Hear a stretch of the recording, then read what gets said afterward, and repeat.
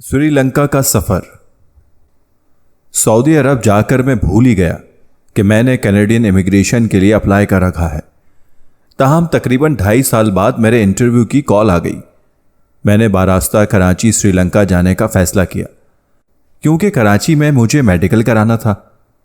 मैं जनवरी के सर्द महीने में कराची पहुंचा और मेडिकल करवा के 2 दिन बाद श्रीलंका के लिए रवाना हुआ। PIA से मेरा फ़्लाइट शेड्यूल कुछ इस तरह था कि इंटरव्यू से कबल मेरे पास 5 दिन बिल्कुल फारिग थे और 6ठे दिन इंटरव्यू था। उसी रात 12 बजे वापसी की फ़्लाइट थी। मैंने इन 5 दिनों को भरपूर अंदाज में इस्तेमाल करने का फ़ैसला किया। मेरे बड़े भाई रिजवान का इंटरव्यू भी यहीं हुआ था। इत्तफाक से उसी वक्त उनकी शादी हुई थी और उन्होंने इंटरव्यू के सफ़र को हनीमून का सफ़र भी बना दिया था। बंदे को शादी के इब्तदाई दिनों में वैसे भी हर चीज़ अच्छी लगती है, हत्ता कि बीवी भी।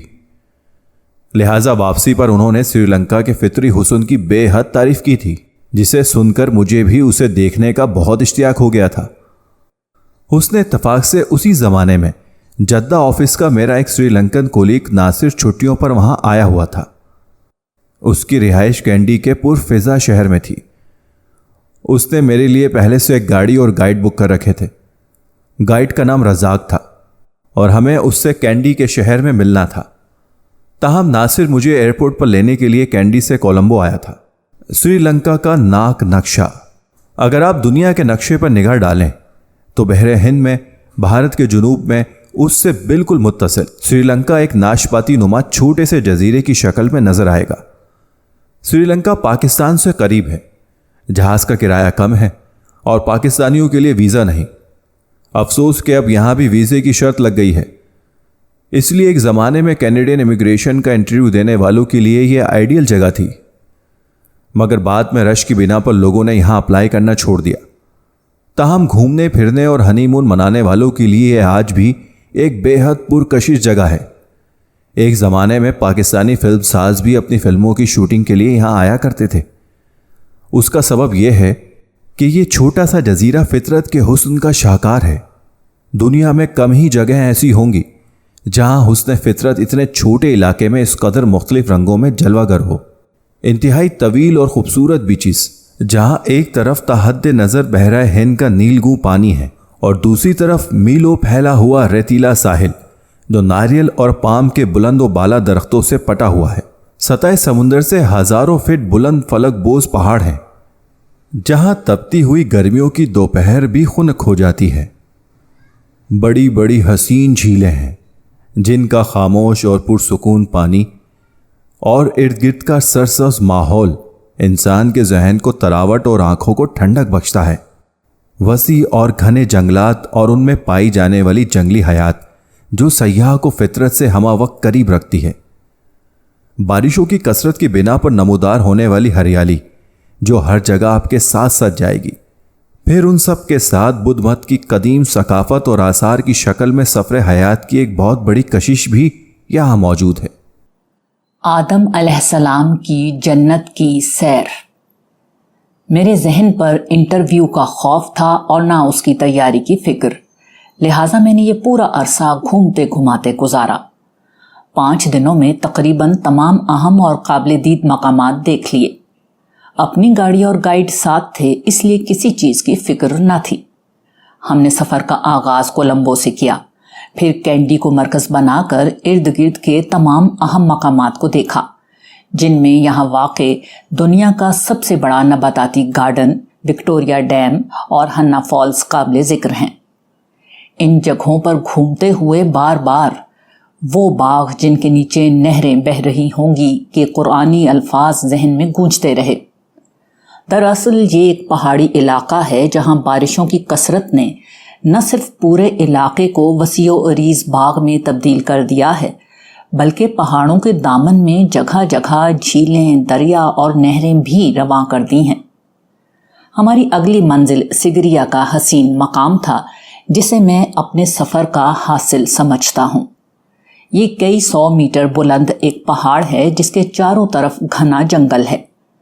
पहाड़ के दामन में एक कदीम शहर के कुछ आसार हैं। हम जिस वक्त वहां पहुंचे बारिश हो रही थी। پہاڑ کے دامن تک پہنچنے کے لیے جنگل سے ایک راستہ نکلتا ہے جو کئی کلومیٹر لمبا ہے۔ ہم نے گاڑی پارک کی اور اس راستے پر 2-3 گھنٹے پیدل چل کر پہاڑ کے دامن تک پہنچے۔ اوپر چڑھنے کے لیے پہاڑ کاٹ کر سیڑھیاں بنائی گئی تھیں۔ یہ بہت بلند چڑھائی تھی، مگر ہم جوش میں اس پر چڑھتے چلے گئے اور آخر کار چوٹی پر پہنچ گئے۔ یہاں ایک قدیم قلعے کے کھنڈرات تھے جو 5ویں صدی عیسوی میں کسی بدھ حکمران نے تعمیر کروایا تھا۔ ارد گرد کا منظر اس قدر خوبصورت تھا کہ حد نہیں۔ چاروں طرف میلوں تک پھیلا ہوا جنگل، ابر آلود موسم اور ٹھنڈی ٹھنڈی ہوا نے ایسا تاثر پیدا کیا کہ گھنٹوں پیدل چلنے اور اس بلند پہاڑ پر چڑھنے کی مشقت لمحوں میں کافور ہو گئی۔ اونچائی سے نیچے جنگل میں چلتے ہوئے ہاتھی بالکل بچوں کے کھلونے لگ رہے تھے۔ اتنی بلندی کی وجہ سے دور دور تک کا منظر بالکل صاف نظر آ رہا تھا۔ وہاں کچھ یورپین سیاح بھی آئے ہوئے تھے اور اپنے طریقے سے اس دلکش ماحول کو انجوائے کر رہے تھے۔ ہم کافی دیر تک وہاں رہنے کے بعد واپس ہوئے۔ سگریا کے راستے میں ایک بدھ مندر جانا ہوا جس میں بدھا کی مورتیوں کے علاوہ جنت اور جہنم بھی بنائی گئی تھیں۔ ان میں داخلے کی فیس تھی، جس پر میں نے اپنے ساتھیوں سے کہا کہ جنت کی فیس کی بات تو ٹھیک ہے، یہ جہنم کی داخلہ فیس کس بات کی مانگ رہے ہیں؟ بہرحال فیس دے کر ہم اندر داخل ہوئے۔ جہنم میں مختلف گناہوں مثلاً زنا وغیرہ کی سزا مجسمہ سازی کے ذریعے دکھائی گئی تھی اور کافی متاثر کن تھی۔ البتہ جنت بالکل بے رونق تھی۔ وہاں حور تھی نہ قصور، شراب تھی نہ ان کو پیش کرنے والے غلمان، بس 2-4 بیل بوٹے لگے ہوئے تھے۔ اس روز ہمیں پتہ چلا کہ بدھ مت کے پیروکاروں کے کم ہونے کا ایک سبب ان کی جنت کا اتنا بے رونق ہونا ہے۔ ویسے قارئین کی معلومات کے لیے عرض ہے کہ بدھ مت کے پیروکار خدا کو نہیں مانتے۔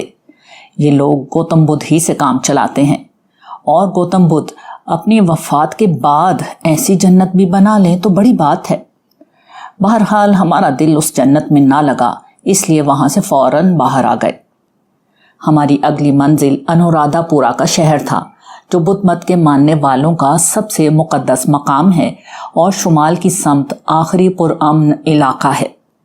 یہاں روایات کے مطابق اس درخت کی شاخ سے لگایا گیا درخت ہے جس کے نیچے گوتم بدھ کو، جو اپنی بیگم یشودھرا اور کپل وستو ریاست کے تخت و تاج سب کو چھوڑ کر آئے تھے، نروان ملا تھا۔ یہ درخت ایک بڑے مندر کے احاطے میں تھا اور کافی بڑا تھا۔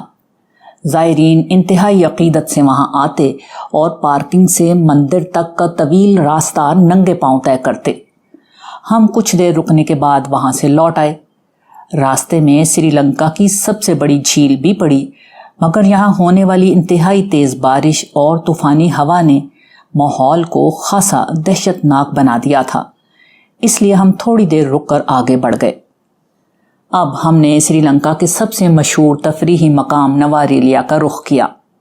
یہ ایک ہل اسٹیشن ہے جہاں پہاڑوں پر بل کھاتی ہوئی سڑک ہمیں غیر محسوس طریقے سے اونچائی پر لے گئی۔ اس سڑک کے ایک طرف پہاڑ تھا اور دوسری طرف اتنی گہری کھائی کہ انسان نیچے دیکھے تو چکر آ جائے۔ یہ کافی خوبصورت جگہ تھی، البتہ یہاں موسم بہت ٹھنڈا تھا۔ تاہم اس وقت تک میں اس طرح کے سبزے اور پہاڑوں کا اتنا عادی ہو چکا تھا کہ یہاں آ کر کوئی گہرا تاثر پیدا نہ ہوا۔ یہاں سے مشہور آدم ہائٹ کو راستہ جاتا ہے۔ یہ ایک بلند پہاڑ ہے جس کے بارے میں مشہور ہے کہ حضرت آدم علیہ السلام کے قدموں کے نشان ہیں۔ اسی طرح سری لنکا اور ہندوستان کے درمیان حائل سمندر میں خشکی کے قطعات ہیں جنہیں ہندی دیومالا کے مطابق رام کا پل اور مسیحی روایت کے مطابق آدم کا پل کا نام دیا جاتا ہے۔ روایت یہ ہے کہ حضرت آدم اسی پل کو عبور کر کے یہاں پہنچے اور اللہ کے حضور توبہ کی۔ ظاہر ہے کہ یہ سنی سنائی باتیں ہیں، مگر یہ بات بالکل ممکن ہے کہ جس جگہ اللہ تعالیٰ نے حضرت آدم علیہ السلام کو رکھا وہ جگہ سری لنکا ہو۔ بلا شبہ یہ جگہ جنت کے نقشے پر پوری اترتی ہے۔ میرا انٹرویو قریب آ گیا تھا، اس لیے ہم نے کولمبو کا رخ کیا۔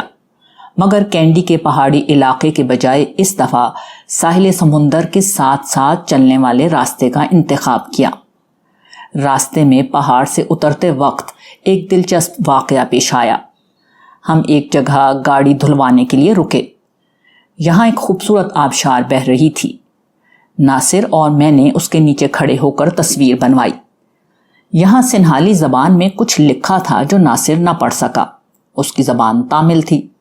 بعد میں رازق نے آ کر بتایا کہ یہاں لکھا ہے کہ اس جگہ 28 افراد وہی کچھ کرتے ہوئے ڈوب کر مر چکے ہیں جو آپ کر رہے تھے۔ ہم ساحل کے ساتھ ساتھ کولمبو کی طرف چلتے گئے۔ کئی جگہ سمندر کے کنارے رک کر سری لنکا کے طویل اور حسین ساحل کا منظر دیکھا۔ ایک جگہ بہت غیر معمولی تھی جسے بلو ہول کہا جاتا ہے۔ اس جگہ سمندر سے متصل ایک پہاڑ ہے جس میں غالباً کسی زلزلے کی بنا پر ایک شگاف بن گیا ہے جو پہاڑ کے کافی اندر تک چلا گیا ہے۔ جب لہریں آتی ہیں تو سمندری پانی یہاں سے اندر چلا جاتا ہے اور اندر جمع ہونا شروع ہو جاتا ہے۔ ایک وقت آتا ہے کہ اندر پانی کا دباؤ اتنا بڑھ جاتا ہے کہ یہ پانی پوری قوت سے واپس لوٹتا ہے، جبکہ سامنے سے بھی تیز لہریں آ رہی ہوتی ہیں۔ یہ دونوں پانی پوری طاقت سے آپس میں ٹکرا جاتے ہیں، جس کے نتیجے میں پانی اس شگاف سے ایک فوارے کی طرح کافی بلندی تک اوپر اٹھتا چلا جاتا ہے۔ یہ قدرتی فوارہ بلا شبہ دیکھنے سے تعلق رکھتا ہے۔ کولمبو پہنچنے سے قبل گول شہر آیا، جہاں کا قلعہ کافی مشہور ہے، مگر چونکہ کولمبو وقت پر پہنچنا تھا اس لیے اسے دیکھنے کا ارادہ ملتوی کر دیا۔ ساحلی سڑک کے ساتھ ساتھ چلتے ہوئے ہم رات کے وقت کولمبو پہنچے۔ یہاں پہنچ کر میں نے ایک کمرہ کرائے پر لے لیا، جبکہ رات کا کھانا ہم نے ایک پاکستانی ریسٹورانٹ میں کھایا۔ میں نے رازق اور ناصر دونوں کا بہت شکریہ ادا کیا۔ ان دونوں کے ساتھ ہونے سے نہ صرف سفر بہت آسان اور پرلطف رہا، بلکہ ایک غیر مسلم ملک میں حلال کھانے تلاش کرنے کے مسئلے سے بھی دوچار نہیں ہوا، کیونکہ رازق ہر جگہ حلال کھانے والے ریسٹورانٹ سے واقف تھا۔ مزید یہ کہ مقامی لوگ ٹورسٹ کو دیکھ کر جس طرح ہر چیز مہنگی بیچتے ہیں، اس سے بھی میں ان کے ساتھ کی وجہ سے محفوظ رہا۔ ہمارے 5 روزہ ساتھ کا سب سے دلچسپ پہلو یہ تھا کہ میں ناصر سے اردو میں، وہ رازق سے تامل زبان میں اور رازق مجھ سے انگریزی میں بات کرتا تھا۔ کھانے کے بعد میں ہوٹل آ گیا، جبکہ ناصر اور رازق واپس کینڈی لوٹ گئے۔